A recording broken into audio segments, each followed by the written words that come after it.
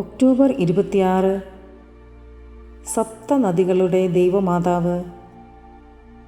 സപ്തനദികളുടെ ദൈവമാതാവിൻ്റെ സന്യാസമഠം എന്നറിയപ്പെടുന്ന സഭയുടെ സ്ഥാപകൻ എത്തിമ്യോസ് എന്ന സന്യാസിയാണ്. 1615 ഒക്ടോബർ 26 കസാനിന് അടുത്തുള്ള യൂസ്റ്റിയിൽ നിന്നുമാണ് ദൈവമാതാവിൻ്റെ രൂപം കൊണ്ടുവന്നത്. പിൽക്കാല സന്യാസ മഠത്തിൻ്റെ സ്ഥലം ആശീർവദിച്ചത് ഈ രൂപം കൊണ്ടാണ്. 1771 കഠിനമായ സാംക്രമിക രോഗത്തിൽ നിന്നും 1654 1655 ദൈവശിക്ഷയായ പകർച്ചവ്യാധിയിൽ നിന്നും കസാനെ രക്ഷിച്ചതിൻ്റെ ഓർമ്മയ്ക്കായും യൂസ്റ്റിയിൽ നിന്നും സ്വരൂപം കനാനിലേക്ക് കൊണ്ടുവന്നതിൻ്റെ ഓർമ്മയ്ക്കായും സപ്തനദികളുടെ ദൈവമാതാവിൻ്റെ തിരുനാൾ ആഘോഷിച്ചു വരുന്നു. Ave Maria.